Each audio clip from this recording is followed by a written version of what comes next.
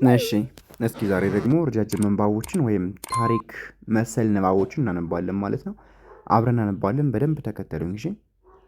ርዕሱ ዝሆንና ድንቢጥ ይላል።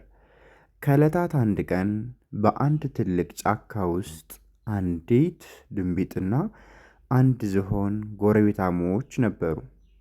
ዝሆኑ በጣም ትልቅና ጠንካራ በመሆኑ ኩራት ይሰማው ነበር።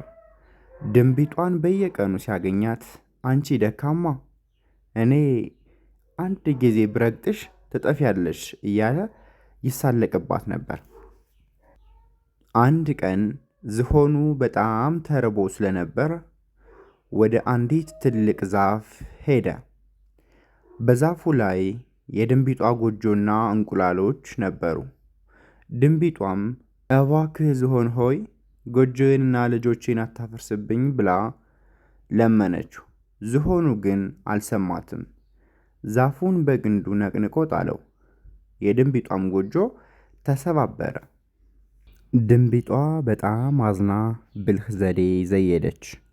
ወደ አንበጣ ጓደኞቿ ሄዳ እርዳታ ጠየቀች። በማግስቱ ዝሆኑ ተኝቶ ሳለ ብዙ አንበጣዎች መጥተው ጆሮው ውስጥ ገብተው ይጮሁበት ጀመር። ዝሆኑ በጩኸቱ በጣም ተረበሸ። ሊያስወጣቸውም አልቻለም። ከዚያም ድንቢጧ መጣችና ዝሆን ሆይ አንተ በትልቅነትህ ብትኮራም እኛ ትናንሾቹ ተባብረን ልናስቸግርህ እንችላለን አለችው። ዝሆኑም ስህተቱን አውቆ ድንቢጧን ይቅርታ ጠየቃት። ከዚያ በኋላ በማንም ላይ መሳለቁን አቆመ ይላል። ታሪኩ በጣም አስተማሪ ነው። በጣም አስተማሪ ነው። እናንተም በዚህ መልኩ ደግሞ ረጋ ብላችሁ ልክ እያስቆማችሁ ማንበብ ትችላላችሁ ማለት ነው። የማንበብ ልምምድ ማድረግ ትችላላችሁ። ረጃጅም ምንባብ የምትወዱ ትችላላችሁ። ተረት የምትወዱ እንዲሁም ንባብ መለማመድ የምትፈልጉ ልትኖሩ ስለምትችሉ እናንተ ደግሞ በደንብ እያስቆማችሁ እየመለሳችሁ በደንብ መማር ትችላላችሁ። ስለዚህ ከታሪኩ ደግሞ ብዙ ነገር እንማራለን ማለት ነው። ከታሪኩ የምንማረው ቁም ነገር አንደኛ በትልቅነት ወይም በኃይል መመካት መጨረሻው ውርደት እንደሆነ፣ ሁለተኛ ደግሞ ትናንሾቹ ቢሆኑም እንኳ ሲተባበሩ ትልቅ ኃይል ማሸነፍ እንደሚችሉ ወይም ትልቅ ኃይል እንዳላቸው ማሳያ ነው ማለት ነው። በጉልበታችን መመካት የለብንም። ባለን ነገር መመካት የለብንም።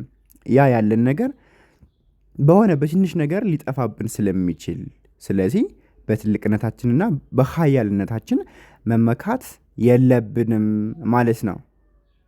ታስታውሱ ከሆነ የዳዊትና የጎልያድ ታሪክ አለ አይደለ? ለምሳሌ ዳዊት ጎልያድን በትንሽ ጠጠር እንደጣለው ሁሉ ያው ጉልበተኛ ነኝ ብሎ ዳዊትንማ ምን አለው ይሄንማ ምናምን ብሎ ፈክሮ ሲመጣ ዳዊት ግን ልክ በኃይሉ አልተመካምና ፈጣሪን ይዞ ጎልያድን አቸነፈው ማለት ነው። ስለዚህ በጉልበት መመካት መጨረሻው ውርደት ሊሆን ስለሚችል ትልቅነታችን ልክ እንደ ትልቅነት በኃይል መመካት የለብንም ማለት ነው። ሌላ ደግሞ ጋን በጠጠር ይደገፋል አይደል የሚባለው። ስለዚህ ትልቅን ነገር ለመደገፍ ወይም ትልቅን ነገር ለማቸነፍ ትናንሾቹ ቢተባበሩ ውጤቱ ያማረ ይሆናል ማለት ነው። ስለዚህ በትልቅነት ወይም በኃይል መመካት መጨረሻው ውርደት እንደሆነና ትናንሾቹ ቢሆንም እንኳ ሲተባበሩ ትልቅ ኃይል እንደሚኖራቸው ማሳያ ነው ማለት ነው። ለዛሬ የነበረን ቆይታ ይህን ይመስላል። በቀጣይ እስክንገናኝ ሰላማችሁ ይብዛ።